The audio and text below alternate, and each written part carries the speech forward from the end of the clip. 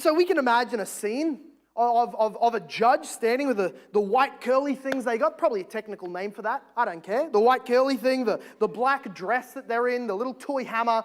And they look down at you and they say, look, the standard has been met. Jesus was given in your place. The blood of him has been your redemption. You are cleared. You're acquitted. You're righteous now. Bang goes the gavel. In adoption, we have not just God as judge, but God as Father, stepping down and taking off the wig and the cloak and putting down the hammer and walking up to you individually and saying, you will now join me in my family. This is where we go from the courtroom to the living room. From the bar and the bench of God's justice to the table of God's family. This is where it becomes all the more personal and intimate. However, let me make one little side point.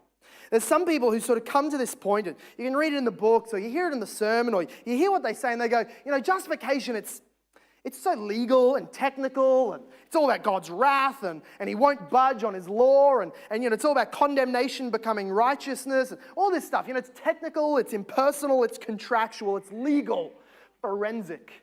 I like adoption. Because adoption, it's personal, and it's warm and fuzzy, and it's relational, because it's less legal. And this is simply to misunderstand the heart of God, because the heart of God, hear me, is infinitely legal and righteous and infinitely personal. Don't ever think that just because something's legal or law-based in Scripture that there's less love in there. No, not the case. Love fulfills the law. The law is the expression of God's love. But also, when people say, I like adoption because it's less legal and more personal, you just sort of got to point them out to the very obvious fact that adoption is a legal process. You can't adopt somebody, and not especially in the ancient world, without a legal process with contracts and pens and signatures happening with a very clearly delineated relationship. So it's not that, well, that's just and this is love. No, it's all grace. It's all personal. It's all face-to-face with God. But in adoption, what we have in adoption is that God is declaring a new status about us because of our union with Christ.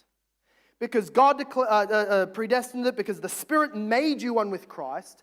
What this has to do with adoption is the idea that you receive the inheritance that God has to give because you are within His eldest son.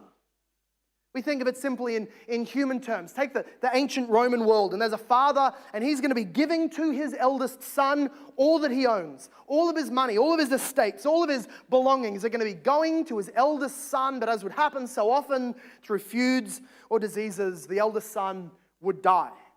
And so the Roman royal or the Roman rich man, he had incumbent upon himself to find a man who could take the place of his eldest son.